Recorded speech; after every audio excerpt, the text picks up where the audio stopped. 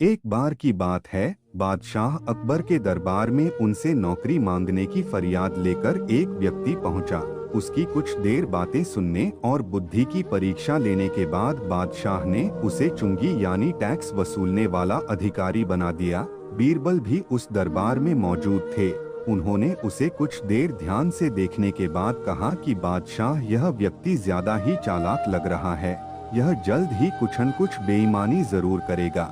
होते होते कुछ समय गुजरा और तब तक उस व्यक्ति ने टैक्स वसूलने का काम पूरी तरह संभाल लिया था। एक दिन बादशाह अकबर के पास एक दो व्यक्ति उस अधिकारी की शिकायत लेकर आए। शिकायतें मामूली थीं, इसलिए उन पर ज्यादा किसी ने ध्यान नहीं दिया।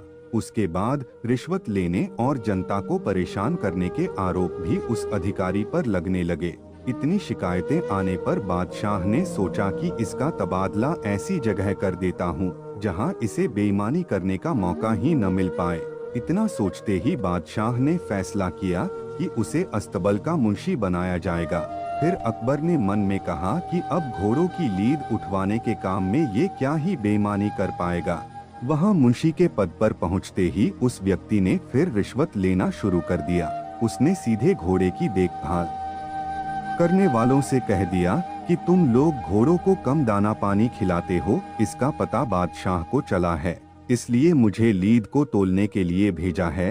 अब अगर लीद का वजन कम हुआ तो सबकी शिकायत बादशाह से कर दूंगा। इस तरह से उस मुंशी से परेशान होकर हर घोड़े के हिसाब से उसे 1 रुपए लोगों ने देना शुरू कर दिया। यह बात भी कुछ समय बाद अकबर तक पहुंच गई। उन्होंने मुंशी को सीधे यमुना की लहरें गिनने का कार्य सौंप दिया। फिर बादशाह के मन में हुआ कि अब यहाँ तो यह कोई बेईमानी कर ही नहीं पाएगा।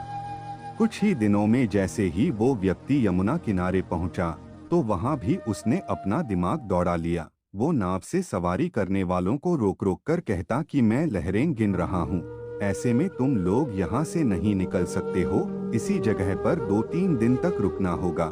रोज रोज ऐसी बातें सुनकर नाव चलाने वालों ने अपने कार्य को जारी रखने के लिए उसे 10-10 रुपए की रिश्वत देना शुरू कर दिया। अब यमुना किनारे भी वो व्यक्ति खूब बेईमानी कर रहा था।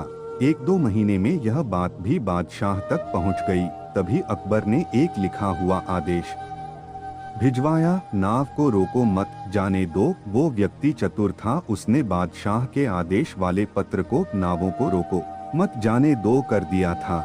इस थोड़ी हेरफेर के बाद उसने अकबर का आदेश वहां टंगवा दिया। आखिर में उससे परेशान होकर बादशाह ने उसे नौकरी से ही निकाल दिया। तभी बादशाह को बीरबल की बात याद आ गई कि ये आदमी बेईमानी जरूर करेगा। तब उनके मन में हुआ कि मुझे उसे पहली गलती में ही कठोर दंड देना चाहिए था। कहानी से सीख, दुष्ट अपनी दुष्टता और बेईमान अपनी बेईमानी कहीं भी जाने पर नहीं छोड़ता है।